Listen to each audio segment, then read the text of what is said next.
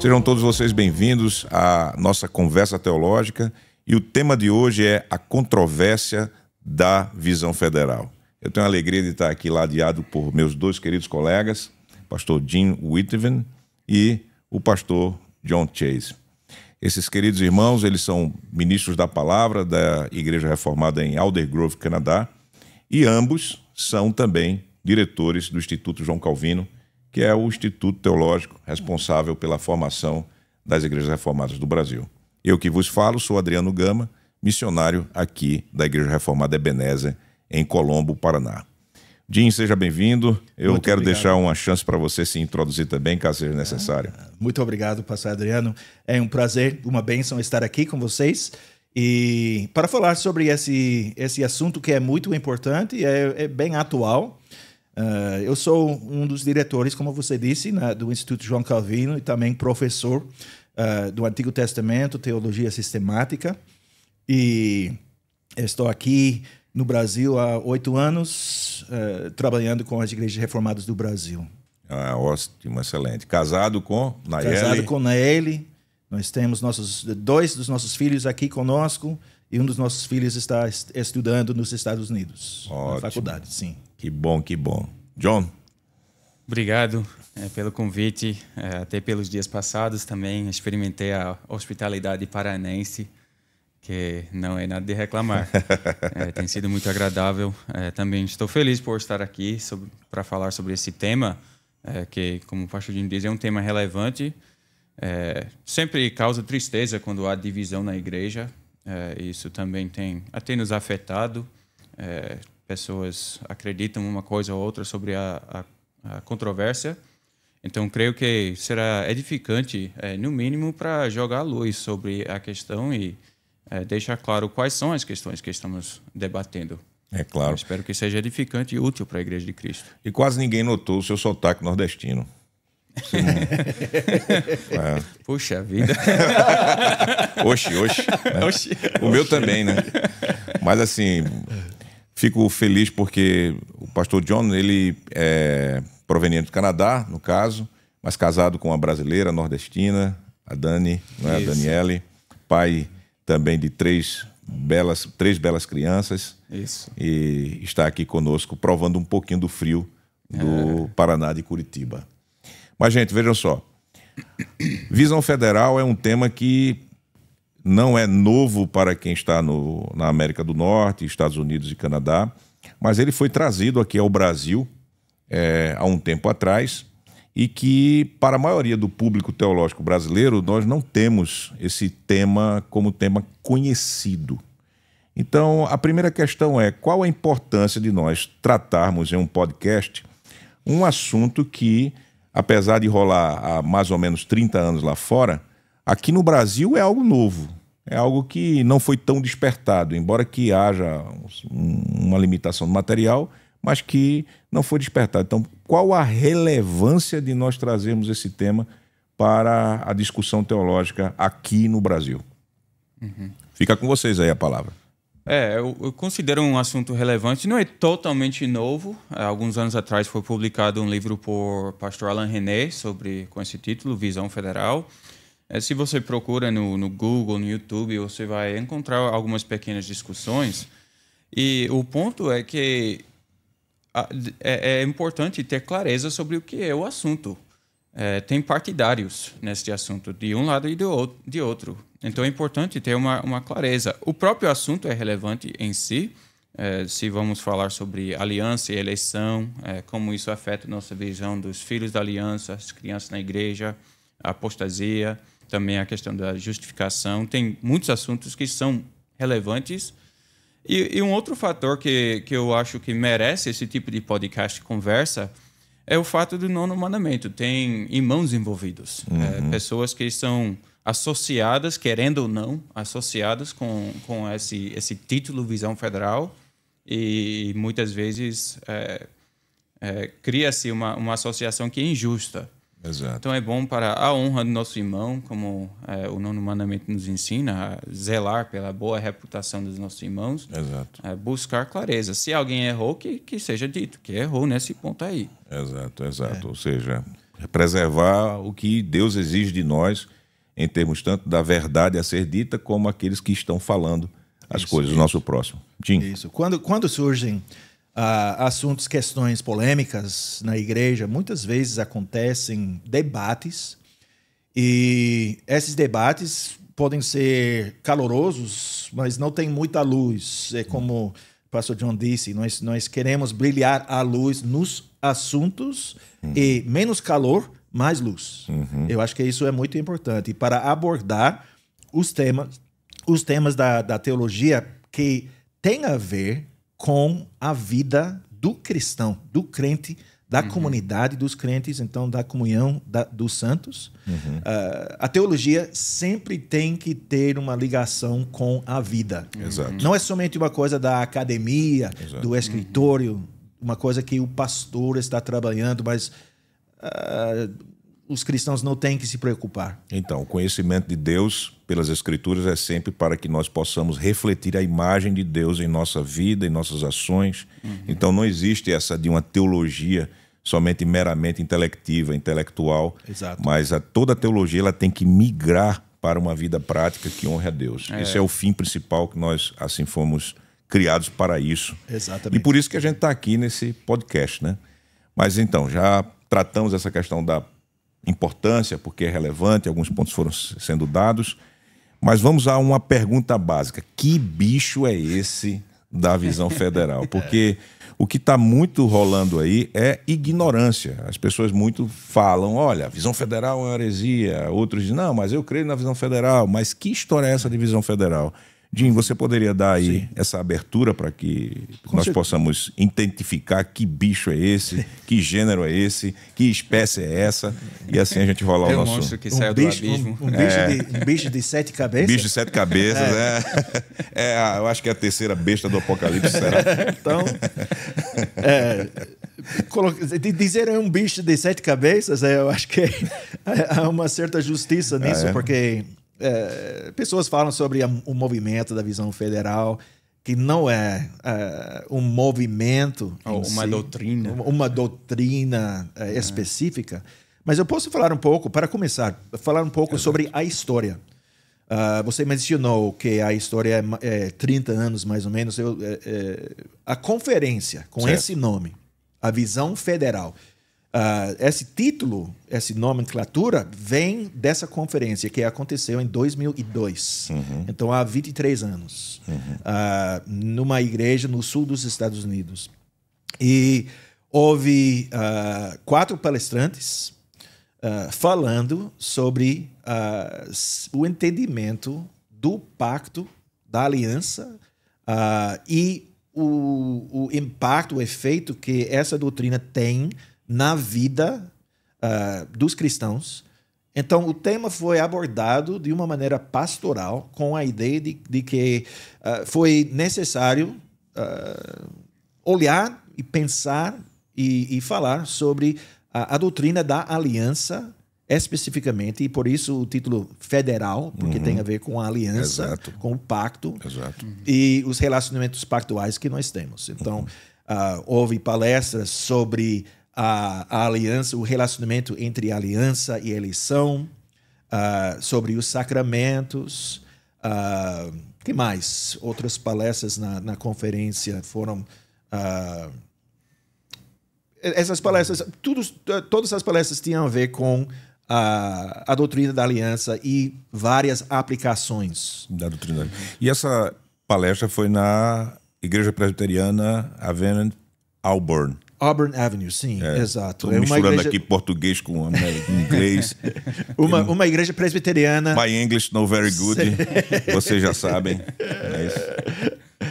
Mas seu português está muito bom. A gente arrasta, né? A gente tenta fazer alguma coisa boa. Com certeza. Então, aconteceu numa igreja presbiteriana e houve palestrantes de uma igreja reformada, outra igreja reformada independente, outra igreja presbiteriana, E outra foi Douglas Wilson, era um dos palestrantes também. John Barrett. John Barrett, ele era na época da Igreja Reformada Unida. Certo.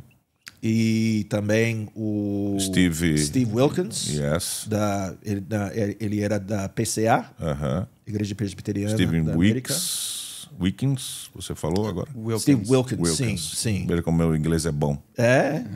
E Steve Schlissel. Ok, é isso mesmo. E ele faleceu recentemente. Ele era pastor de uma igreja reformada, mas independente em Nova York. E qual foi o resultado dessa primeira reunião? Nós temos o livro, que tem o mesmo título, mas também, John, teve uma declaração de fé. 18 artigos, aqueles 18 artigos. O que aconteceu depois daquela controvérsia, uma pequena denominação logo lançou uma denúncia contra esses palestrantes. Certo. Aí criou-se a controvérsia da Visão Federal. E muito rapidamente arrumou partidários. Acho que a gente vai falar daqui a pouco. A controvérsia não é totalmente nova. Até alguns dos palestrantes já estavam envolvidos em controvérsias sobre esses mesmos temas. Então, o que aconteceu? Foi lançada uma denúncia chamando a arrependimento por heresia. Puxa. Então, arrumou partidários, pessoas blogando um contra o outro. Então, mais ou menos um ano depois, o Carl Beisner organizou uma conferência. É um cara interessante porque ele estava muito ligado com o pessoal dos dois lados, com grande respeito para os dois. E ele ficou convicto de que essa controvérsia era uma questão de desentendimento. Então, ele organizou uma conferência privada para cada um palestrar só entre eles mesmos e responder uns aos outros. O fruto dessa conferência foi um livro pelo nome Auburn Avenue Theology, Pros e Contras, Pros and Cons. É um livro, eu recomendo para quem quer conhecer o assunto da visão federal. Se você comprar um livro sobre visão federal, seja de Alain René, seja de qualquer outro em inglês, você provavelmente vai terminar com um livro partidário. Certo. Você vai ter o pró ou contra. O valor deste livro é que você tem todos os principais nomes envolvidos escrevendo pró e contra. Exato. Então, eles estão dialogando um contra o outro. É muito mais difícil você fazer uma caricatura de alguém quando você está falando para a cara da pessoa e ele vai responder. Exato. Então, você tem que ser mais honesto, mais direto, objetivo. Então, é um livro até difícil de encontrar. Não é de fácil acesso. E até mesmo na língua inglesa. Ele é difícil de encontrar. Língua inglesa não está sendo impressa. Mas dá para encontrar. E é um livro que vai dar uma boa introdução para quem conhece inglês. Porque o bacana é isso. Porque você, hoje no Brasil, o que é que nós temos no Brasil? Nós temos o livro do pastor Alain René e temos alguns blogs que escreveram sobre a visão federal. Então, o livro de Alain René é uma perspectiva de Alain René sobre o assunto, conforme as fontes de pesquisa dele, etc. E o mesmo ocorre com os outros escritos contrários ou partidários à visão federal. Mas o leitor, com o livro citado por você, vai ter a experiência de poder julgar. Fulano de tal, Douglas Wilson está falando sobre isso aqui, nesse ponto aqui. Isso. E o contraponto é este de cá. Isso, então, exato. Porque há artigos escritos e respostas, hein? Então dá para avaliar o positivo e também a crítica. Exato. Então esses dois lados é importante, porque não podemos dizer que há uma palavra final que já foi dita. Exato. Os participantes nessa conferência, eles disseram, estamos participando numa conversa. Exato. Não, como eu disse, não é um movimento, não foi o plano fazer uma nova profissão de fé. Exato. Nós, nas igrejas reformadas, nós temos as 3 formas de unidade. Eles não estavam pensando em criar uma 4ª forma de unidade ou outro padrão para acrescentar aos padrões de Westminster. Eles estavam conversando e falando sobre essas coisas. Então, para dizer que a última palavra já foi dita, é um erro. Ainda, depois de 23 anos, Exato. a conversa está continuando. Exato. Isso. E é interessante sobre essa questão de uma profissão de fé, eu digo entre aspas, né, da Visão Federal, que vocês conhecem alguns daqueles que escreveram aquele próprio documento, onde tem 18 artigos, onde eles declaram alguns pensamentos deles sobre o assunto. E eu ouvi dizer, eu acho que foi de você, John, que um dos autores disse, olha, por favor, não... Como é que foi essa história? Eu estava falando com o John Barrett um tempo atrás, aí eu perguntei, o que vocês querem dizer com essa frase aqui na sua declaração conjunta? Ele quase me queimou. Ainda bem que estava alguns milhares de quilômetros distantes. Ainda bem. Eles insistem que não é um movimento, muito menos é uma doutrina, o sistema de doutrina, é uma conversa. Certo. Era uma conferência. Aí eles nunca publicaram assim aqui o livro da Visão Federal, nem uma declaração de fé. Era uma conferência, houve uma resposta, uma denúncia contra eles. Aí começou a conversa entre oponentes e proponentes. E chama a atenção quando você tem o próprio documento. A gente vai deixar essas informações também em algumas descrições desses vídeos, desse nosso encontro aqui, desse nosso bate-papo teológico, tá? Mas eles mesmos falam que as suas proposições, os seus pensamentos foram submetidos aos seus conselhos e aos seus presbitérios. Isso. E eles estavam plenamente à disposição para a averiguação, exame, ouvir as críticas. Para ser corrigidos serem também. corrigidos, sim. Eles declaram isso. Então, eu mesmo não conhecia praticamente nada sobre essa questão de Visão Federal, mesmo conhecendo e tendo muito respeito por Alain, nosso irmão em Cristo, estarmos próximos dele, fazer parte da editora Clearer, no caso o livro saiu pelos selos puritanos. Isso. Mas não conhecia praticamente nada sobre isso, só vim a estudar de um tempo para cá para poder ver. E a minha preocupação foi essa. Veja, tudo bem, eu estou ouvindo falar do tema, eu estou tendo acesso a material de certas perspectivas contrárias ao tema, mas eu quero saber o que é que os caras estão dizendo, porque a gente pode correr num risco e cai necessariamente, muitas vezes, não necessariamente, né, mas cai no pecado de ouvir falar. E a partir do ouvir falar, começarmos a proferir ideias e conceitos que são temerários, às vezes são pecadores, coisas de ignorantes. Né? Não estou dizendo que os outros que pesquisaram não são ignorantes, pelo contrário, eles se arriscam nas interpretações, mas eles estudaram. Então eu fui logo ao documento deles, a esse documento que é conhecido como Declaração de Fé, ou é conhecido como... como é que foi que veio em português? Profissão de Visão Federal Conjunta. Sim. Esse é o tema. O título correto é a Declaração Conjunta. A Declaração Conjunta, Sim. mas tem uma profissão de fé, uma profissão de visão federal conjunta. Sim, né?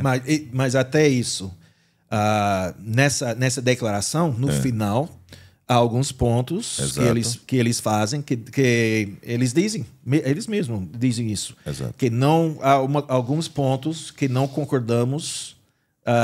Não temos unanimidade nesses pontos no final. Alguns pensam assim, alguns pensam de uma outra maneira também.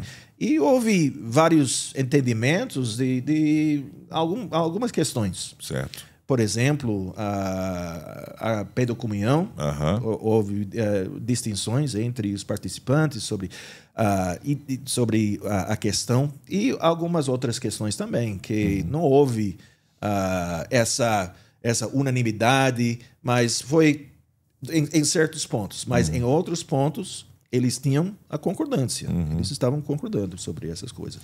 E coisa importante, eu acho que é importante destacar, é que só foi depois do surgimento dessa controvérsia que eles começaram a publicar, e eles publicaram o livro A Visão Federal, e também o resultado dessa conferência, pros e cons. Só foi depois do crescimento da controvérsia que houve essa discussão. porque não foi o propósito dessa... Na verdade, uma pequena conferência. Ninguém estava se identificando como visionista federal. Sim, como o povo faz hoje em dia, né? Você vai no Instagram, eles têm eu sou calvinista, cessacionista, visionista federal, não sei o quê. Acrescentando ponto depois ponto. Sim. Um cristianismo hifenizado. É verdade, cheio de hífen, etc. Então, aí eu fui verificar o documento, né? E, como você falou, primeiro você vê que eles são amplamente sinceros em observar que é uma reunião de irmãos, eles querem ser o mais práticos possível em termos de teologia, apresentando o que eles pensam, e aquilo que está sendo apresentado nessa declaração sobre visão federal, eles mesmos afirmam que não são unânimes naquilo. Uns pensam distintamente, aquilo ali só declara o que é possível, alguns deles, dos que subscrevem, é outro detalhe, assumirem. Enquanto vai ter irmãos que concordam, mas discordam de alguns pontos, eles citam alguns pontos em relação aos sacramentos, pé da comunhão, ou até mesmo a escatologia, uns não são pós-milenistas, outros são amilenistas, e eu acho que fica muito claro que eles não estão lançando um movimento monolítico. Então, eu acho que é um grande prejuízo na discussão quando o tema visão federal ele é abordado como se fosse algo monolítico, uma confissão de fé, como nós temos as 3 formas de unidade, onde nós podemos subscrever aquilo que ali está e vivemos em unidade. Né? E nem isso é a proposta dos irmãos que estão trabalhando. Agora, o documento tem valor, como o senhor falou, porque se você quer conhecer uma controvérsia, você quer ir logo para a fonte. Exato. Para o pessoal original, que eu não quero saber o que os outros dizem sobre ele, eu quero saber o que ele diz. Então, você tem esse documento onde eles, pelo menos, expressam onde está a conversa deles. Exato. E é importante, se você ler esse documento, você vai ver que a maioria são questões de ênfase. Até o próprio nome, Visão Federal, ou uma perspectiva pactual. Então, a ideia é, vamos trazer o pacto para mais preeminência, ou proeminência. Nós queremos um foco no pacto. Então, muitas vezes, também até no lado das denúncias, eles consistem em visionistas federais enfatizam isso, que arrisca aquilo. Tá bom, é até legítimo dizer isso. Uma ênfase desequilibrada pode ter certos riscos. A perspectiva deles é que o pacto não está recebendo a ênfase devida. Ok, isso é importante. Podemos pensar nessa questão de ênfase no relacionamento entre a aliança e eleição. Eles querem enfatizar a aliança, o pacto, e não tanto os decretos secretos, eternos de Deus. Exato. Então, a obra de Deus na história, no tempo, no espaço, que ele faz, que ele realiza por meio da aliança. Eles querem enfatizar isso, por isso a visão federal, pactual. Então, podemos dizer, agora eles estão negligenciando a eleição, os decretos de Deus? Eles não estão negando os decretos de Deus. Então, a eleição, a predestinação e todas essas coisas. E como o pastor John disse, é uma questão de ênfase. Exato. E focar a atenção mais nas coisas reveladas e menos nas coisas secretas de Deus. E essa é uma pegada que, de fato, necessita-se. Eu digo aqui para o Brasil, que nós, como brasileiros aqui, o movimento de reforma é um movimento novo, em termos de corte histórico. Nós começamos Deus começou a levantar uma reforma aqui no Brasil, mais ou menos na década de 90, e nós bebemos bastante dos 5 pontos do calvinismo. E parece que houve uma estagnação teológica somente para 5 pontos. Se você for pegar e analisar, pegar o YouTube, pegar as redes sociais, você vai ver que a ênfase ainda, depois de tanto tempo, é somente 5 pontos. E dentro dos 5 pontos, você vai enfatizar bastante a perspectiva da eleição, ou seja, da visão de Deus para a terra. Isso é um elemento. Então, na abordagem, na apresentação teológica para o público brasileiro evangélico, a ênfase de abordar as escrituras sempre pelo viés da eleição, ela é superfaturada, vamos dizer assim. Enquanto que pacto é algo que praticamente está às sombras, escondido em algum lugar. Mas pelo início da própria controvérsia lá fora, a gente vê que não é um problema só de brasileiros neófitos na fé reformada. É mais abrangente do que muito isso. mais abrangente. Parece que é uma chaga que ameaça a convivência reformada há bom tempo, que a gente vai estudar a questão de eleição e pacto. É uma discussão teológica que... Isso. E assim, essa controvérsia tem raízes antigas. Exato. E muitas vezes ligados justamente com isso. Para dar um exemplo, talvez a audiência brasileira não vai conhecer isso. Existem denominações reformadas onde a minoria da igreja, dos membros professantes, que fizeram profissão de fé, uma minoria participa da ceia. Aí você pergunta, por quê? Como é isso? Uma pequena minoria Uma também. pequena minoria. Aí por quê? Porque eles não têm a certeza de que são eleitos. Então você tem um foco... A eleição é uma doutrina bíblica, com certeza. Mas se você tem um foco exclusivo na eleição, você vai desprezar os outros textos bíblicos que falam da realidade objetiva da aliança. Exato. Vocês são membros de Cristo, você foi batizado em Cristo, você deve crer que você é eleito. Isso é uma das ênfases. Agora, isso carrega risco? Carrega. Se você vai para outro extremo, não, vamos falar somente da vontade revelada de Deus, das coisas objetivas, visíveis. Então, você pode correr risco de negligenciar o lado espiritual, o que é interno, o que é invisível, o fato da eleição.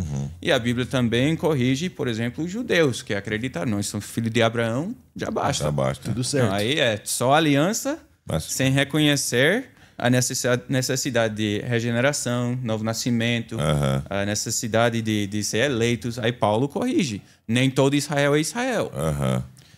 Mas se você pega agora, nem todo Israel é Israel, então vamos assim criar uma igreja dentro da igreja, que é só dos eleitos. Então, essas são questões de ênfase. E aí?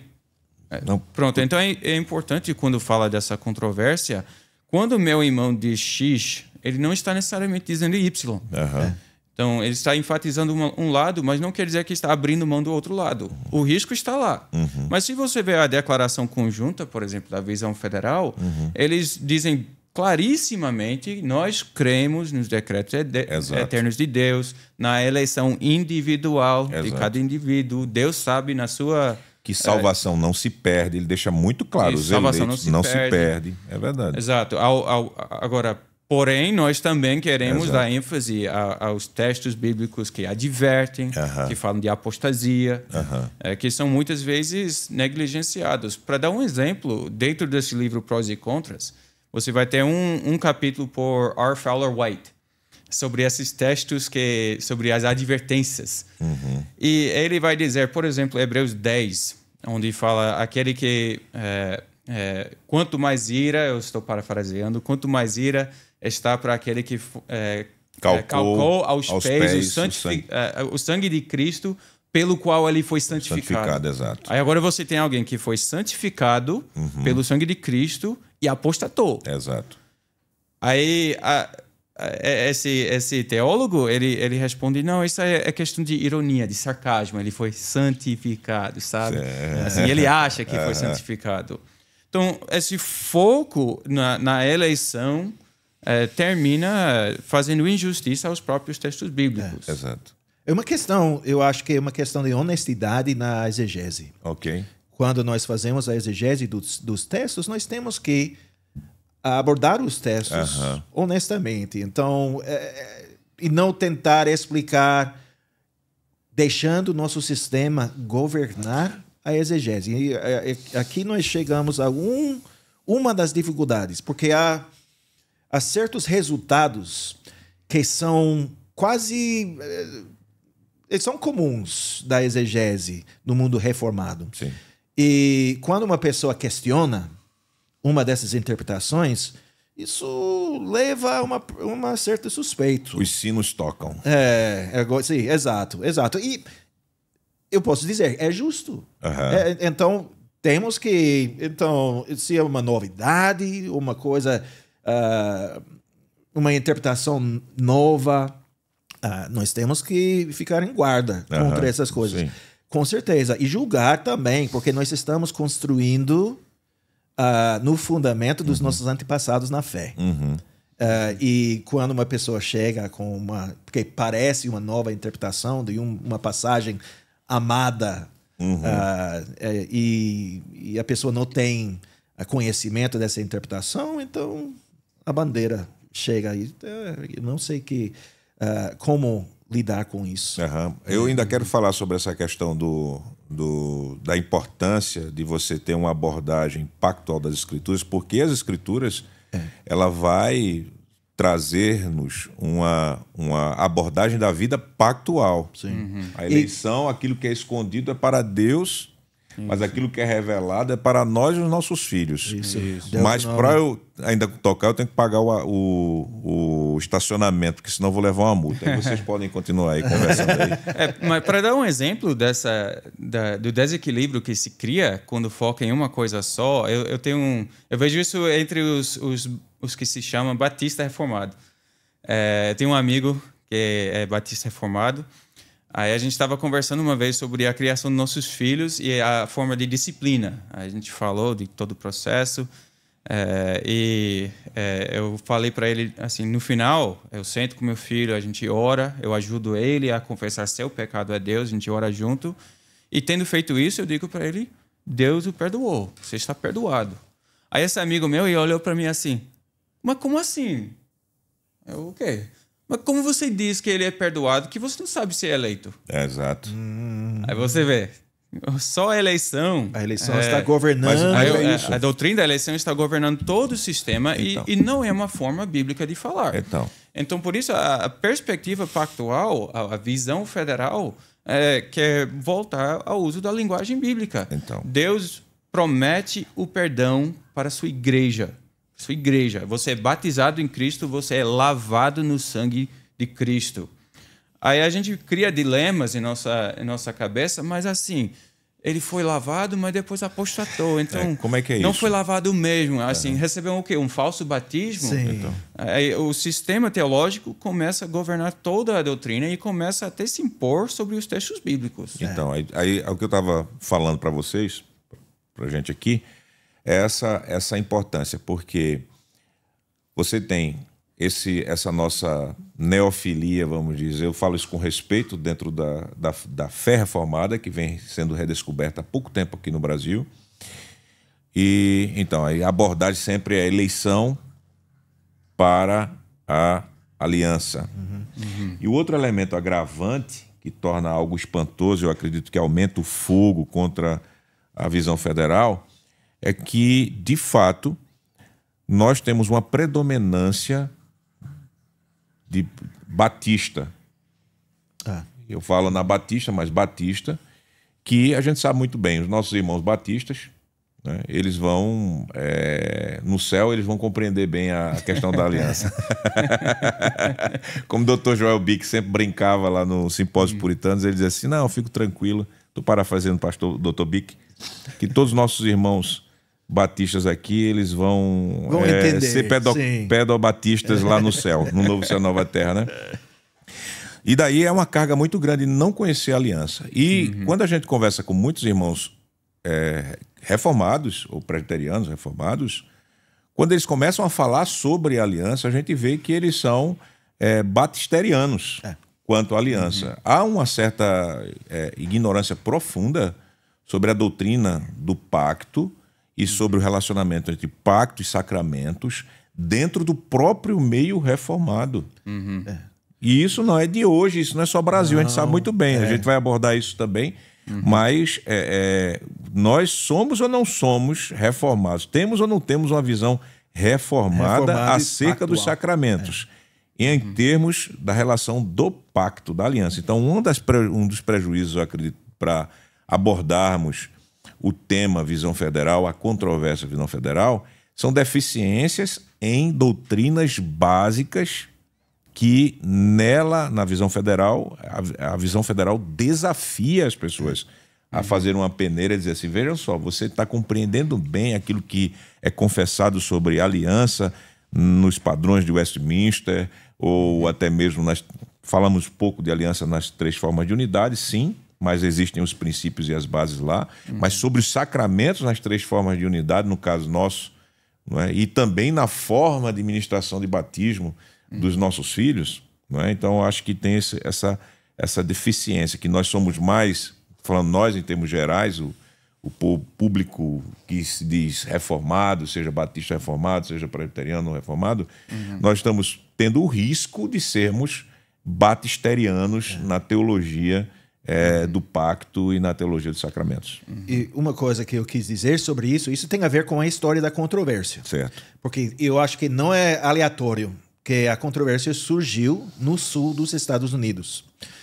Houve, no sul dos Estados Unidos, a Igreja Presbiteriana do Sul, esse aspecto e uma influência da doutrina batista, o pensamento batista sobre como os pais se relacionam com seus filhos, o que significa o batismo. O batismo realmente realiza uma coisa ou não? O foco pesadíssimo no novo nascimento. Exato, na conversão nesse sentido, que seus filhos têm que ser convertidos a Cristo, têm que ser evangelizados nesse sentido, porque quando nascem fora de Cristo, não em união com Cristo. Pagão de fralda. Isso, exato, víbora em fralda. Né? Víboras em fraldas. É a necessidade de um momento de conversão. Você tem que saber a data, a hora. É a conversão de crise que se fala, né? Esse tipo de... exato. Todo mundo tem que ter a experiência de Paulo no caminho para Damasco. E não de Davi, né? Que em ti confiei desde o seio da minha mãe. Desde o ventre da minha mãe. Exato. Isso é muito importante para ser tratado. Só para acrescentar um pouco, porque esse entendimento do presbiterianismo do sul dos Estados Unidos se tornou quase o padrão do pensamento. E embora não foi sempre, eu disse antes, eu estava falando sobre novidade, eu quis só fazer uma correção. Eu não quero dizer que a exegese que está sendo feita tudo é uma novidade. Porque não é. Porque há fontes na história da Igreja Reformada, das Igrejas Reformadas Presbiterianas, fontes e também nos próprios padrões e os autores e os representantes por exemplo, no Sínodo de Dort e no Westminster também, houve visões diferentes na época. Então, talvez não é uma interpretação conhecida ou não sei como dizer, mainstream, hoje em dia. Não é... A gente não sabe o significado de mainstream, mas todo mundo fala. Ok, é bom. Então, bom. Nem se preocupe vocês. Muitas palavras inglesas. É bom. Funcionam assim na língua portuguesa. Eu posso dizer, não é uma coisa do mainstream hoje em dia. É um bom insight aí. A gente sabe o que é, mas a gente não sabe o que significa o que é. Então, mainstream. Exato. Bom. Mas é importante. Quem conhece a história das igrejas presbiterianas, das diversas denominações presbiterianas nos Estados Unidos, e também as diversas denominações continentais nos Estados Unidos, você vai ver logo, a maioria das divisões tem a ver com esse assunto. Não é novidade, não. Ou é aliança e eleição, porque no mais que você se aprofunda onde é que se toca aliança e eleição, você vai encontrar discordância. A livre oferta do evangelho tem a ver com esse tema e tem causado rupturas entre denominações. Fé e obras são ligados também a esse tema, tem causado rupturas entre denominações. Não são controvérsias novas. Você tem a controvérsia da medula, a médula da divindade. A medula. A medula da divindade. Seu português é um português muito... Olha... lá na Escócia. Sim. Isso faz muito tempo. E foi severa. E olha, entre irmãos, entre teólogos muito conhecedores da doutrina, não eram crianças, e foi uma ruptura severa. Porque a gente, mais que chega ao cerne da questão, onde é que se encontra a aliança e eleição, ou soberania de Deus e responsabilidade humana, o mais que você chega perto, você vai entrar em controvérsia. Então, por isso o que eu falei no início, da importância da caridade. O número de divisões não é pouco. Então, quando há uma discordância, o primeiro instinto deve ser... eu creio no melhor do meu irmão, eu quero saber como ele entende, e eu vou ouvir com paciência e crer que ele está sendo ortodoxo, talvez usando os termos de uma forma que eu não usava ou não usaria. Pode ser que ele está até assim cego a um aspecto que eu vejo e eu cego a outro aspecto que ele vê. Mas o que acontece muitas vezes é partidarismo. É isso que eu temo também desse assunto de divisão federal aqui no Brasil, que se cria um partidarismo. Tem os que estão a favor, os que são contra, e logo isso cria uma ruptura entre denominações. Exato. E a gente sabe muito bem que lá nos Estados Unidos, no Canadá, houve esse tipo de agitação, né? Isso. Nós temos, por exemplo, um número de igrejas que se manifestaram contra a visão federal até fazendo declarações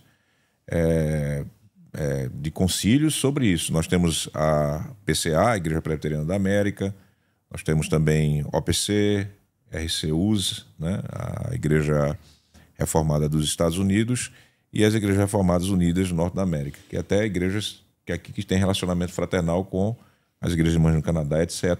Então a gente pode ver e reconhecer que às vezes é fogo amigo, um atirando o outro e fazendo partidarismo sobre isso. Claro, nós temos a abordagem sobre quais os pontos que essas igrejas assim estão mostrando. Tem até livros sobre isso. É claro, quando for trabalhar sobre Norman Shepherd, então a gente dá para apresentar. Sobre a história dessas questões, eu queria fazer duas recomendações de livros, um no lado presbiteriano e um no lado continental. Tá. Então, os dois, no caso, na América do Norte. Então, no lado continental, você tem várias denominações que vieram com raízes holandesas e vieram com pensamento sobre isso. E até dentro de uma denominação, por exemplo, a CRC, historicamente, você tem pessoas discutindo esses temas. Então, tem um livro excelente por Jelle Faber, chamado, vou falar em inglês, porque só tem em inglês mesmo, American Session Theologians on Covenant and Baptism. Então, os teólogos da secessão, teólogos americanos da secessão, que é a denominação, sobre aliança e batismo. E eles mesmos discordam uns com os outros sobre exatamente esses mesmos temas. No lado presbiteriano também tem um livro Louis Schenck, The Presbyterian Doctrine of Children in the Covenant. Então você tem a mesma discussão no lado presbiteriano, os mesmos assuntos. Não tem novidade aqui. O primeiro livro citado por você é Dr. Faber, J. Faber. Isso. Ele foi diretor do seminário lá das Igrejas Irmãs do Canadá. Isso, em Hamilton, em Ontário. Então ele aborda toda essa situação. E a gente falando sobre essa questão da importância de uma abordagem pactual e a ausência dessa ênfase no meio reformado, é que podemos ver que está como sendo um dos motivadores dos irmãos que fizeram aquela declaração. Porque a visão federal ela busca um corretivo teológico e pastoral, destacando-se assim a ênfase na compreensão da relação de Deus com o seu povo através das alianças bíblicas. Além disso, a gente pode ver, quando a gente analisa o arcabouço dentro da visão federal, na declaração daquilo que é feito, de que eles estão, assim, desafiando as igrejas a fazerem uma releitura desses temas de salvação, justificação pela fé, vida em igreja, e, assim, fazendo um chamado para, por exemplo, no meio reformado, os reformados eles repensarem, vem cá, vocês de fato estão compreendendo a teologia do pacto e como você deve abordar?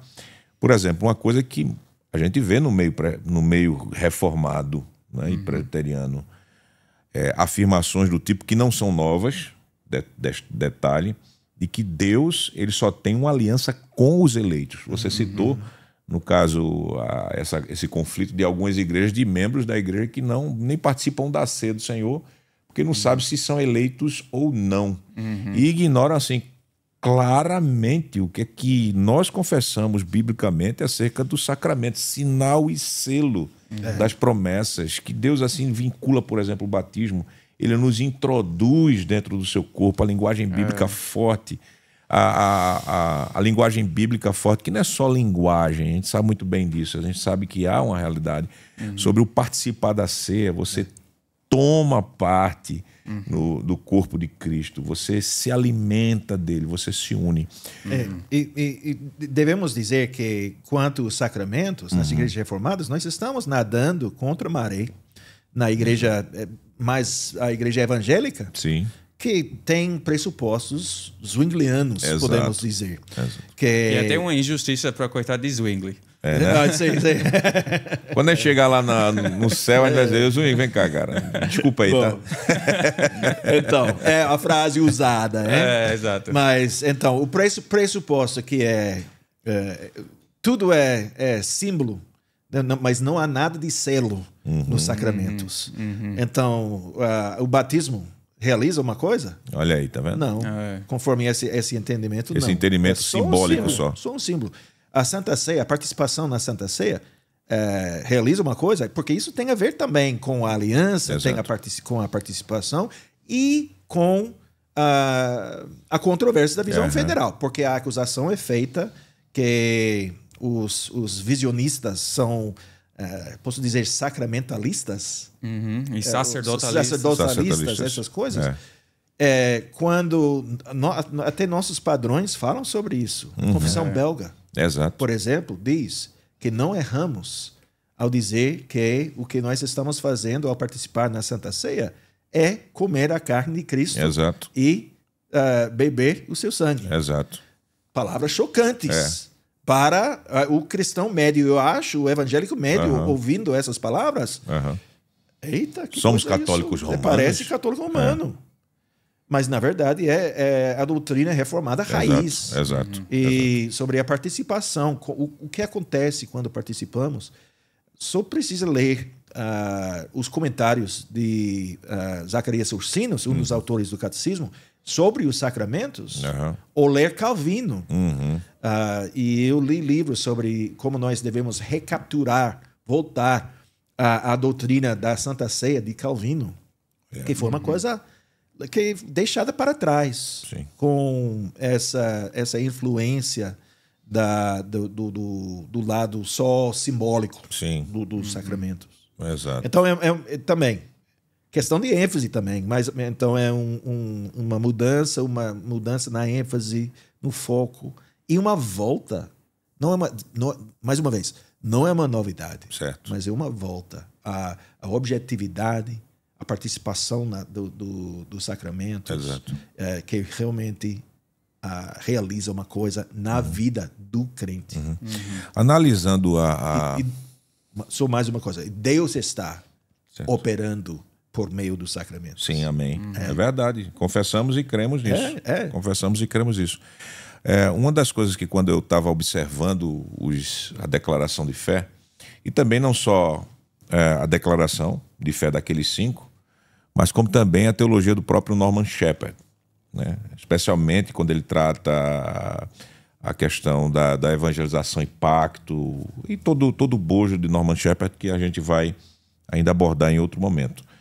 É que na proposição acerca de justificação pela fé, a ênfase no pacto dos teólogos que são nominados como visionistas, federacionais, alguma coisa desse tipo, e Shepherd, é que nós temos uma forte arma tanto contra o sacramentalismo romanista como contra o arminianismo.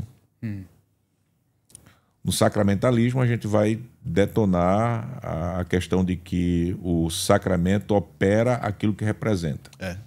A visão federal, ela, apesar de enfatizar, sim, a realidade do que o Espírito Santo ele faz por meio dos sacramentos, eles não chegam a esse ponto. É um ótimo exemplo, porque uma das alegações mais comumente feitas contra a visão federal é que ela enfatiza a eficácia do sacramento e desenfatiza a necessidade de fé. Então é aquilo que eu disse. Quando meu irmão diz X, ele não está dizendo Y. Exato. Então, John Barrett, Rich Lusk, outros enfatizam e muito a necessidade de fé. Exato. Mas eles reconhecem, isso já está sendo enfatizado no meio protestante. Exato. O que está sendo desenfatizado é a eficácia do sacramento, o valor do próprio sacramento. Então, ao enfatizar uma coisa, não estou dizendo outra. Um exemplo, eu acho que uma das frases mais controversas que saiu da conferência de Auburn Avenue foi da palestra de John Barrett.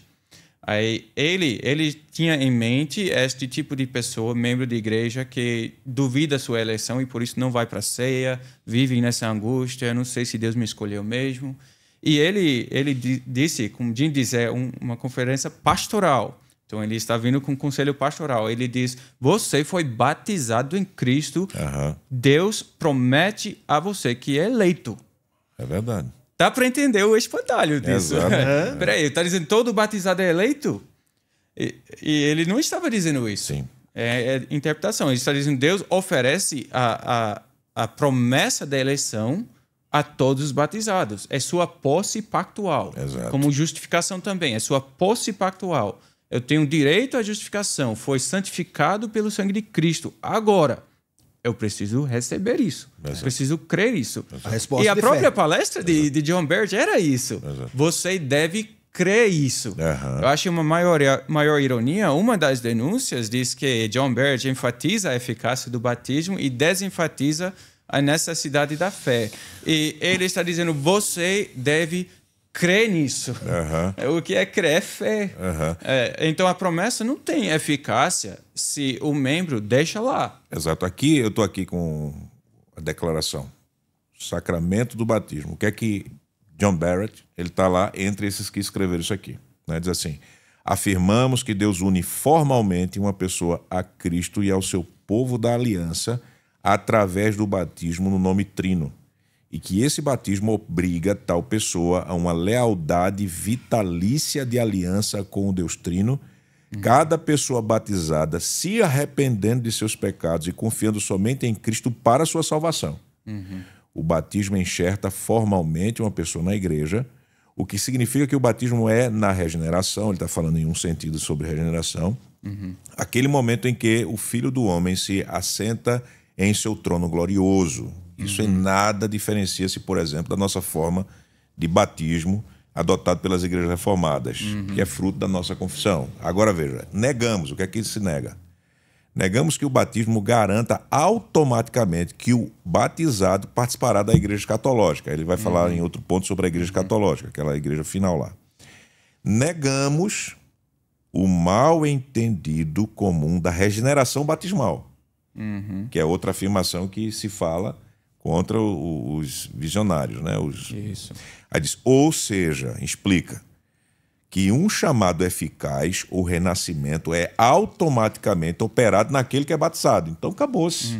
Está sendo muito claro sobre isso. Não há justificativa nenhuma para dizer que o visionista federal crê na salvação automática de todos os batizados. Então, aí continuando sobre o tema sacramento do batismo. O batismo, a parte de uma fé viva e crescente, não é salvador. Acabou-se. Mas aí vem a forte ênfase que a gente vai compreender, por exemplo, nas leituras de Hebreus. Mas sim condenatório. Que acrescenta a culpa. Então, ou seja... a responsabilidade. E por isso que eu digo assim, que a pegada, se você vai seguir pelas declarações daquilo que está aqui diante de nós, aqueles que escreveram e subscrevem isso aí, você tem uma forte arma contra o sacramentalismo católico romano.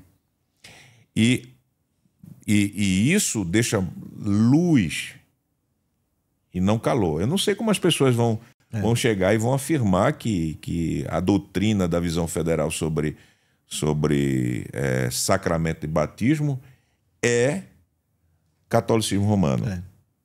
Não. Né? Ou os conceitos distorcidos que surgiram, por exemplo, foram até motivos para a divisão que houve lá na década de 40 entre as igrejas reformadas que fizeram surgir a nossa confederação, antiga confederação irmã, então, né, que não é mais, que é as libertadas, e toda a perseguição sobre um teólogo que a turma tenta esconder debaixo do tapete, mas é como você esconder um elefante debaixo do tapete da sala e dizer que não existe, que é o Klaus Schilder. Que poderia ser muito bem, junto com outros teólogos de longas datas atrás, declarados como visionistas federais. Sim. Né? Sim. Então, acho que é uma forte arma, se nós compreendemos honestamente, queremos entender de bom grado, com base naquilo que se escreve, aquilo que esses que subscreveram essa declaração afirmam sobre o sacramento do batismo. Então, eu não posso... Até eu falei com alguns colegas da nossa confederação, né, dizendo, olha, eu só tenho algumas discordâncias dentro desse ponto da declaração, mas a maior parte de tudo aquilo que eu li, eu posso dizer, eu subscrevo sobre isso. Você pode me declarar como partidário da visão federal nesses pontos aqui, que inclusive a questão do sacramento. Eu só queria voltar ao que o pastor John estava dizendo sobre... Manda lá. Ele estava falando sobre John Barrett e o que John Barrett disse sobre a eleição. O que nós podemos dizer para nossos filhos, como nós devemos pensar em nós mesmos. Então, dizer, o que ele disse, chocante para pessoas. Então, o dia do Senhor 21 deve ser chocante para pessoas também, do Catecismo de Heidelberg. Pergunta 54. O que você crê sobre a Santa Igreja Universal de Cristo? A resposta, creio que, desde o começo até o fim do mundo, o Filho de Deus reúne para si mesmo, dentre todo o gênero humano, uma igreja eleita para a vida eterna, a qual protege e preserva na unidade da verdadeira fé pelo seu Espírito e pela sua palavra. E agora, a última frase. E se lembra que os autores do Catecismo estavam esperando ouvir a voz das crianças da igreja respondendo assim: e creio que eu sou e serei para sempre um membro vivo dela. Exato. Então, a esperança é, para todos nós, como membros da igreja, fazermos essa confissão. Exato. Creio que eu sou e serei para sempre um membro vivo dessa igreja. Exato. Como nós, e também ao pensar nas promessas, a forma para o batismo das igrejas reformadas é muito importante também e tem uma longa história. Exato. Mas a questão é, levamos a sério o que a forma diz? Usamos a forma pensando no significado da forma?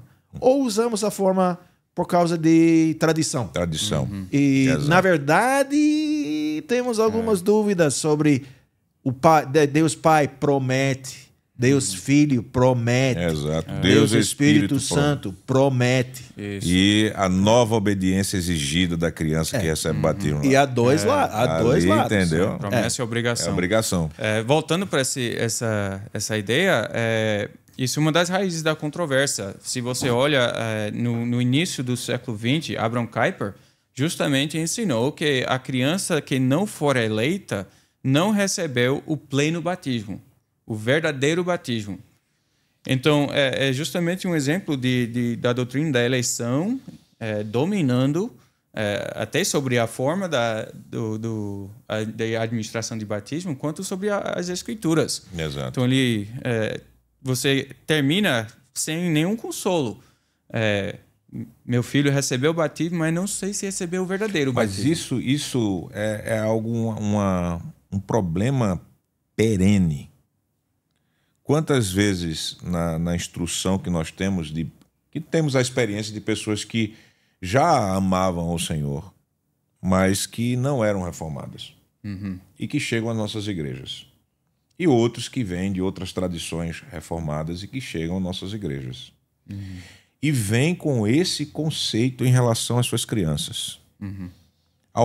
Eu já várias vezes, tanto no curso de profissão de fé, como em outras visitações, etc., de conhecer, as pessoas, tenho meus filhos, mas eu estou orando para que ele seja salvo. Porque, né, pastor? Ele não é salvo ainda, porque não foi feita a profissão de fé. Eu paro para as pessoas perguntando, mas ele foi batizado quando criança ou não? Você ministrou o batismo a ele e você, quando vai chegar e ensiná-lo a orar o Pai Nosso, você chega... Então, a criança pode dizer, Pai Jesus Nosso, me ama? Jesus me ama? Cantar aquela o meu único consolo na vida e na morte consolo na vida e na morte pertence a Cristo. Aí você diz, parabéns, espero que um dia seja verdade. Que isso seja verdade. A criança está professando sua fé naquele exato. A grande questão é essa. Você crê ou não crê naquilo que Deus declarou a esse pequenino na hora do batismo? E você fica nessa dúvida. E se o Senhor tirar o seu filho, você vai dizer para ele, vai para onde? O que Deus disse a Abraão não serve para ele? O que Davi ele cantou no Salmo 22, por exemplo, desde o ventre tu és o meu Deus, eu sou filho da tua serva. E quando você chega para o seu filho e diz, ore assim, filho, conforme Jesus ensinou, Pai Nosso, você vai dizer, só depois da profissão de fé você vai dizer que é Pai Nosso. Então muitos pais chegam com esse conceito batista, vamos dizer assim, de que eu não posso ter a certeza de salvação do meu filho desvalorizando o que o sacramento fez. Isso deveria ser coerente em termos de toda a congregação. Aí acontece aquele problema citado de pessoas que não chegam a ser porque acham, não têm a certeza. E se nós formos estudar, foi citado o catecismo, Confissão de Fé belga, mas se você for parar para pensar nos cânones, veja as seções dos cânones que falam sobre a validade, a importância da certeza da salvação. Onde é que eles vão indicar? Os sacramentos, meios de graça, coisas objetivas para que nós possamos, assim, estar mantendo-se na fé, vendo aquilo que o Senhor Deus ele falou, aceitando e continuando na alegria, buscando essa alegria. O pacto de Deus tem aspectos que são bem objetivos. Exato. Aspectos legais. Tem também aspectos vitais. Sim. Aí costuma ser uma das distinções usadas, a distinção legal e vital. Exato. Que eu acho uma distinção boa, útil. Sim. Então, o pacto de Deus tem aspectos objetivos. Você, batizado em Cristo, é membro de Cristo, ponto final. Ao mesmo tempo, você tem que ser membro vivo. Exato. Existe esse relacionamento espiritual. Sim. Então, quando eu enfatizo um lado, eu corro o risco, de fato, de desenfatizar o outro. Não posso. Exato. Mas o fato que eu enfatizo um lado não quer dizer que estou negando o outro lado. Com certeza. Eu acho uma das analogias que é até frequentemente usada dentro da conversa da visão federal é a analogia do casamento, que é a aliança de Deus. Então, quais analogias nós temos? A própria Bíblia, o que mais frequentemente usa é a analogia do casamento. Deus com sua noiva, o Cristo com sua noiva, a igreja. Então, você tem um marido e uma esposa. Vamos supor esse marido é infiel. Ele nunca foi fiel, ele nunca amou a esposa mesmo. Aí, por causa da sua infidelidade, o casamento vai terminar em divórcio. Você diria... depois, assim, esse homem, ele perdeu sua esposa, mas na verdade não perdeu nada, porque nunca possuiu mesmo. Não pode. Isso é falso. Ele perdeu o seu status de marido, Exato. ele perdeu o fato que estava casado com a esposa. E se ele até voltar para sua esposa, vamos supor que ela não chegou ao divórcio ainda, você poderia apelar a esse homem, esse marido, olha, você ainda é esposo dela.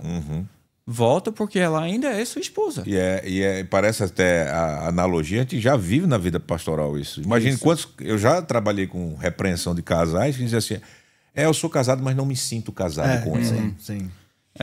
Ou você tem até o outro extremo, né? O que diz, nós somos casados nos olhos de Deus. Aí é outra coisa, que, o filho. Assim, usando a analogia, corresponde a essa ideia da igreja invisível. Eu não sou membro de igreja nenhuma, mas... Estou ligado com a igreja que está no céu. Sou membro da igreja invisível, eu e Jesus. Eu sou crente nos olhos de Deus. Boa sorte. Exato. Mas essa parada é legal, porque assim, você tem... E a pegada da visão federal vai chamar essa atenção de você abordar o pacto, chamar a responsabilidade do pacto.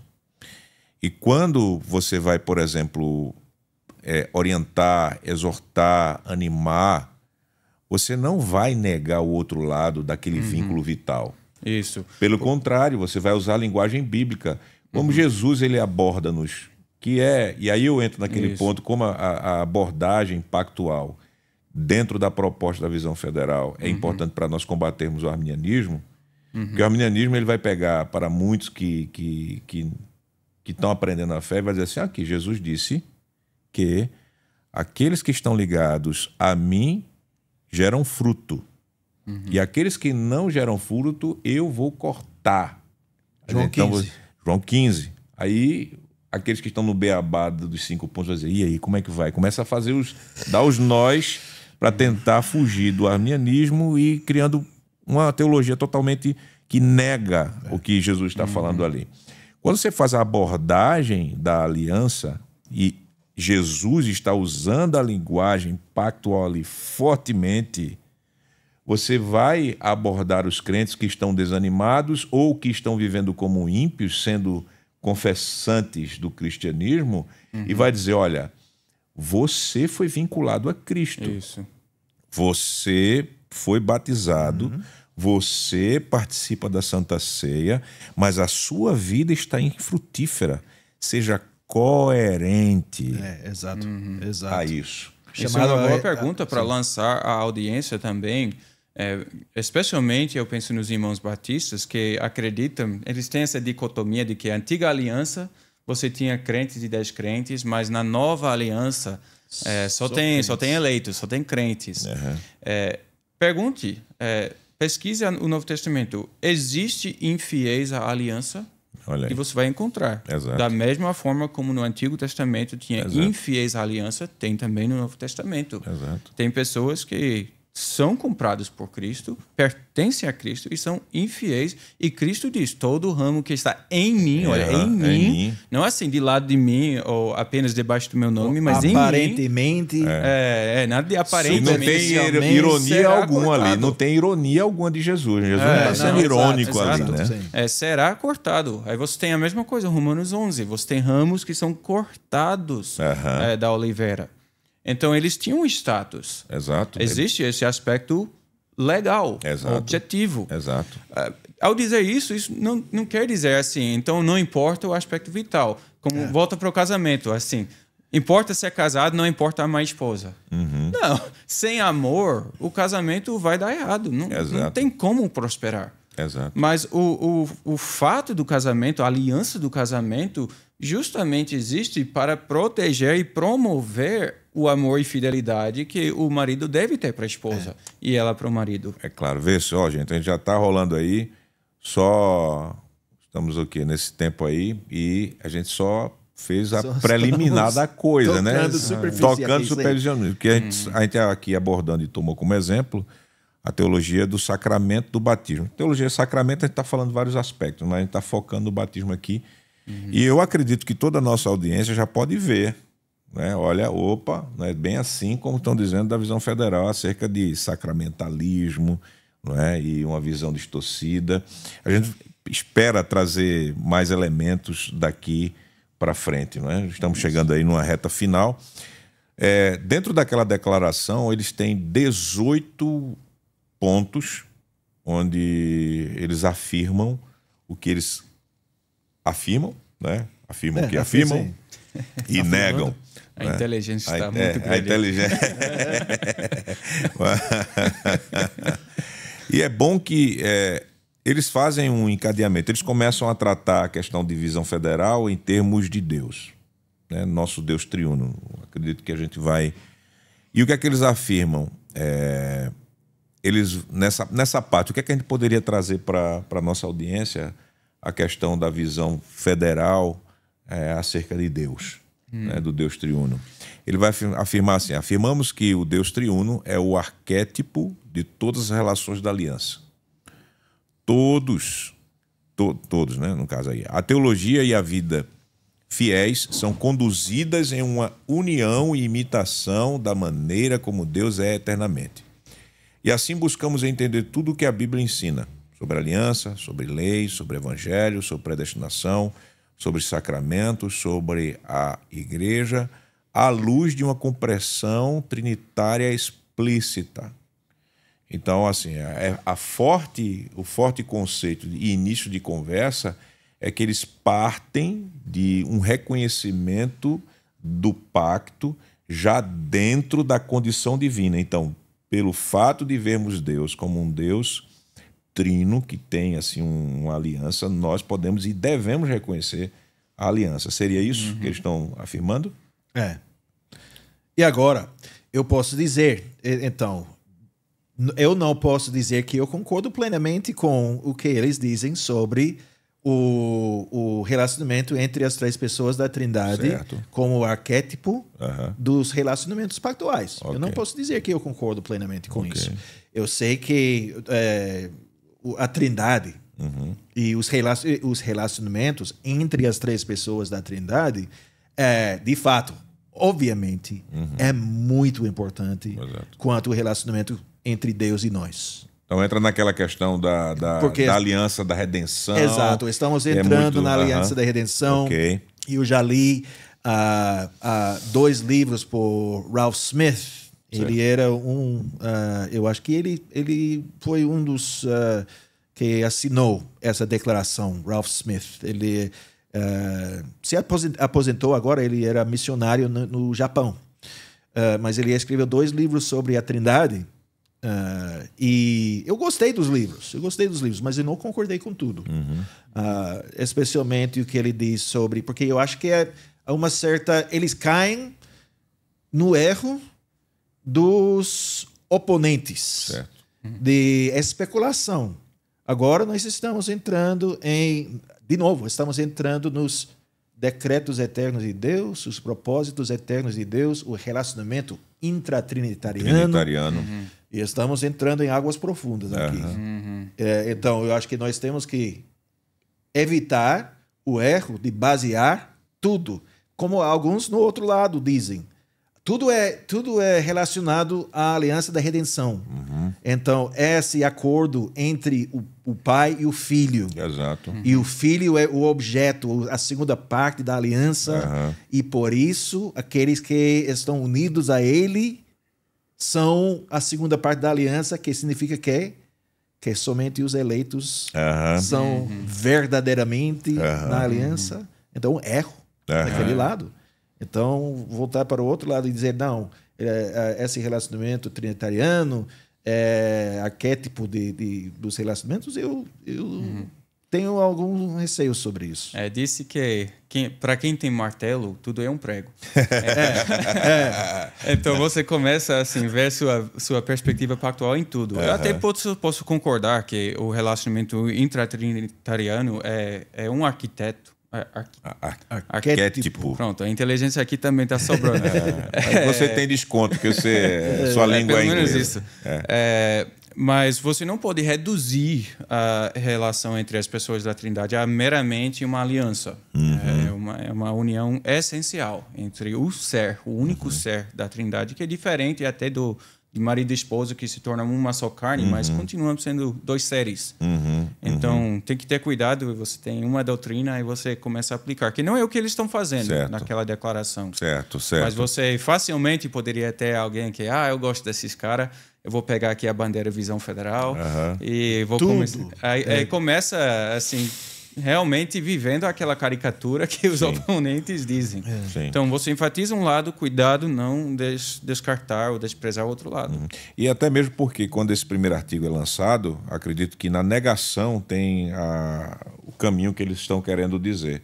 Porque normalmente quando você vai abordar a doutrina da Trindade, você somente está querendo combater o politeísmo, né? O monoteísmo errado dos judeus ou dos islâmicos, etc. Porque eles assim, negamos que uma mera adesão formal à doutrina da Trindade seja suficiente para manter afastadas as tentações politeístas e unitárias muito comuns do pensamento descrente. Então parece que a ideia vai abarcar, claro, pessoas que creem na aliança da redenção, essa que a gente está falando, mas eles estão querendo ampliar. Não é somente isso. A gente está tratando algo bem forte dentro da aliança, né? Mas o que é que a gente está chegando nessa primeira proposta, né, da visão federal? O que é que vocês sugerem para que a gente ruma agora para discutir dentro desse tema, já que a gente já esgotou o tempo só em visão federal? Eu encorajaria a audiência a ler a declaração conjunta. Você pode procurar no Google, você acha. Talvez a gente pode colocar um tipo de link. Sim. Porque já tem uma tradução em português. A ler e ler com um espírito caridoso, tentando acreditar o melhor do que essas pessoas estão dizendo, sem necessariamente concordar com tudo. Exato. Jim? Eu concordo com isso. Eu acho que agora com as ferramentas que estão disponíveis agora, com o ChatGPT e todos... Mas cuidado, porque se você... O ChatGPT ele só repete o que escuta na internet. Então não, você vai no ChatGPT, o que ensina a visão federal. Justificação pelas obras, não sei o quê. Não, mas pelo menos para tradução é boa. Mas eu estou falando aqui especificamente sobre as ferramentas de tradução. Tradução. Não estou falando sobre avaliação, porque... não presta não. Então, com essas ferramentas, há um mundo aberto agora aos leitores da língua portuguesa. Então, a pessoa que realmente tem um interesse nessas coisas tem as ferramentas disponíveis para, pelo menos, entender. Talvez as traduções não são perfeitas, mas para entender o que está sendo dito e voltar. Os reformadores, eles tinham muitas lemas, slogans em latim, e um deles foi ad fontes, retornar às fontes. Vamos voltar às fontes. É um ponto importante, olhar para as fontes e ler com cuidado, ler com caridade, como o pastor John disse, e com uma busca de entender e não somente julgar e criticar e imediatamente chegar aos documentos com a ideia de que heresia, como eu posso encontrar heresia aqui? Mas como eu posso entender esses irmãos? Porque todos nós temos nossos óculos, nós temos óculos físicos, mas também temos nossos óculos mentais ou psicológicos que nós usamos para interpretar as coisas. E eu acho que isso também levou a controvérsia no início, 2002, 2003. Pessoas abordando as questões, usando os seus óculos para o paradigma e não entendendo o que a outra pessoa estava dizendo, porque estava ouvindo e vendo especificamente por meio dos óculos dos pressupostos que essas pessoas já tinham. Sempre vamos abordar qualquer assunto com nossos pressupostos. Não podemos evitar isso, nós sabemos isso. Mas temos que reconhecer nossos pressupostos. Certo. Para vocês dois, pronto. Nós temos a declaração desses homens que assinaram, não é de cada um que... Eles mesmos reconhecem no documento que nem todos podem chegar às últimas conclusões que ali estão. O que é que nessa declaração feriria as três formas de unidade? Essa é a pergunta para vocês dois. O que é que a gente poderia dizer? Ou também para a nossa audiência, veja só, tem pessoas que estão afirmando isso, se afirmam como federal, visão federal, mas eles mesmos também afirmam que eles não podem subscrever, por exemplo, os cânones de Dort. Então, para que não fique só num bolo. Aquele é o time de visão federal. Então, o que é que a gente poderia dizer assim, olha, o que é que a gente não acha que isso é um perigo aqui das três formas de unidade e fulano de tal, etc. Que diz que... Nessa declaração conjunta, eu creio que não há nada... Se você ver, até bastante leve, não é?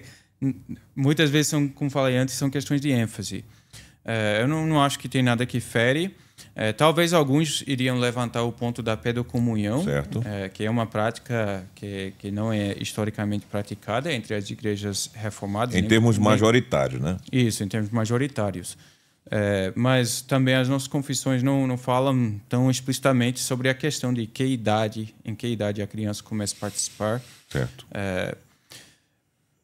Existem, dentro dessa discussão de visionistas federais, se quiser usar visionários federais, vamos dizer assim. Vamos inventar um neologismo aqui, já que a turma não fez isso. Como o pastor Jim falou, tem questões que você vai dizer, eu discordo. Então, eu acho que um ponto que de fato chega a ferir, que não está na declaração conjunta, mas James Jordan é um dos defensores da ideia de que não há distinção entre fé temporária e fé permanente, a não ser o tempo que permaneça. Então, é possível ter uma fé verdadeira e perder essa fé. Eu não sei se eu estou fazendo total justiça ao argumento dele, certo? Mas ele mesmo tem um documento, Some Thoughts on Sovereign Grace and Regeneration. Você pode procurar no Google. Ele mesmo diz, isso aqui que estou propondo é uma exploração, tentativa, mas o que estou propondo, de fato, fere alguns artigos dos Cães de Dort. Então, até aprecio a transparência, ele não está sendo escorregadio, querendo botar sua visão, forçar dentro do molde. Está reconhecendo isso aí, fere nesses pontos. E eu discordo. Eu acho, quando você vê a parábola, por exemplo, que Cristo usa da semente, há uma diferença entre a fé temporária e a fé permanente. Um tem raiz, outro não tem. Então, os dois produzem folhas, evidências externas, mas há uma diferença. Há uma diferença na qualidade. Isso. Os próprios cânones de Dort. Os cânones de Dort abordam essa passagem, porque era um dos argumentos dos arminianos, exatamente isso, de dizer que não há diferença entre a fé temporária e a fé permanente. E os nossos pais em Dort, eles detonaram com essa ideia. Né? E os outros que participantes dessa conversa e signatórios, né, ao documento, subscreventes, também discordam com James Jordan. Eu acho que talvez Peter Leithart tenha uma concordância com Jim Jordan nesse ponto. Agora, pesquise. Exato, sim. Para confirmar. Não tome apenas a minha opinião ou impressão. Ok. Mas esse ponto que o pastor John fez me lembra também de um ponto que eu quis destacar, que é impossível fazer uma declaração em resposta à visão federal e dizer, eu subscrevo. Por quê? Porque há coisas que eu tenho apreciação grande dessas coisas, com certeza, sobre objetividade, especificamente sobre a objetividade da aliança, que eu acho que é um ponto muito importante. Mas eu posso dizer que eu subscrevo a todas as coisas que Peter Leithart escreveu? Não. Eu já li alguns dos livros dele, eu gostei. Eu gostei do comentário dele sobre Apocalipse, por exemplo. Exato. E outros livros que ele escreveu. House for My Name, aqui tem a doutrina a teologia bíblica do Antigo Testamento, do templo de Deus conosco. É fantástico. Aquele livro é excelente, o estudo do Antigo Testamento dele. Mas outros livros que eu não li, então eu não posso dizer que eu concordo com todas as coisas que ele diz. Ele também tem um instituto, ele tem um blog, ele tem podcast, não ouvi tudo. Agora, James Jordan também, eu tenho uma grande apreciação por James Jordan. Eu acho que o comentário dele sobre o livro de Juízes é o melhor comentário sobre Juízes, por exemplo. Outro livro é Through New Eyes, sobre a tipologia, sobre cosmovisão, o entendimento do mundo. Esse livro é ótimo também. Isso. E ele tem palestra, um monte de... uma carreira. Ou seja... de coisas... Mas ele mesmo reconhece que há algumas coisas que ele está fazendo, ele faz a especulação sobre o texto. Ele está trabalhando numa maneira... Como podemos dizer... não somente a especulação, mas a interpretação bíblica dele é uma arte. Mas eles usam o termo maximalismo. Mas sim, o maximalismo na interpretação. O que está no texto é semente para muitas aplicações e analogias. Então é um pouco, talvez, empresta um pouco da escola de Alexandria. Sim, exato. Dos pais da patrística. Então, mas eu tenho uma apreciação grande para a obra dele e sempre me leva a pensar. Exato. E É um desafio para o pensamento. Mas eu não vou dizer que eu concordo com tudo. A mesma coisa a gente poderia aplicar. Eu acho muito interessante ser observado isso para a gente passar aquela fase do jardim de infância, né? E você dizer, eu sou teólogo, eu subscrevo a ideia de Calvino inteiro. Eu vou dar um exemplo prático, por exemplo. Se você for pegar a explicação de Calvino sobre o quarto mandamento, eu acho difícil que alguém que tem o padrão de Westminster subscrever aquilo ali. Então, sobre a virgindade perpétua de Maria. A virgindade perpétua de Maria, que as pessoas botam debaixo do... escondem isso. Que Calvino, não só Calvino, mas outros teólogos naquela época ali, Lutero, etc. Calvino também disse, o corpo humano é a prisão da alma. Então, Platão, Então, Platão, como é que Platão. pode? Você vai chegar a essa ideia. Então, qual o melhor caminho? As minhas confissões, que são as 3 formas de unidade, tem ali as ênfases, aquilo que eu posso assinar para andar em comum com você. Exato. Então, essa é a visão, acho que da catolicidade da igreja, para a gente ficar evitando esse tipo de abordagem de personificação confessional, no sentido de fulano e tal. Eu acho que é um fruto potencialmente muito positivo dessa discussão, é justamente nessa linha da catolicidade. Nós somos confessionais. Exato. E sendo confessionais, isso marca também limite. O que está fora da confissão está fora, mas também o que está dentro. Exato. Então, a Igreja Reformada sempre tinha discordâncias, discussões, diferenças de exegese, e é possível isso sem ferir a unidade das igrejas, que não é uniformidade. Exato. E quando houver o julgamento, que o nosso princípio seja escrituras e formas subscritas. E o que tem que evitar é um jogo de culpa por associação. Então, não todos concordam entre eles. Então, às vezes acontece, acho que R. Scott Clark é um dos oponentes da Visão Federal, e ele joga esse jogo bastante, ao meu ver. Dizer, esse cara está associado com a Visão Federal, então já está do mal, está no lado negro. É porque ele concorda com Peter Leithart sobre algum ponto. Cada um é um indivíduo. A Visão Federal não tem logomarca, não tem sede, não tem bandeira. Eles não são um time. É uma conversa entre pessoas. Douglas Wilson discorda de Peter Leithart sobre um montão de coisas. Então, deixe de jogar o jogo de culpa por associação. Eu quero saber o que o cara diz. Exato. Então, parta para aquilo que ele escreveu. Isso. Gente, esse bate-papo aí é só o início de toda a conversa.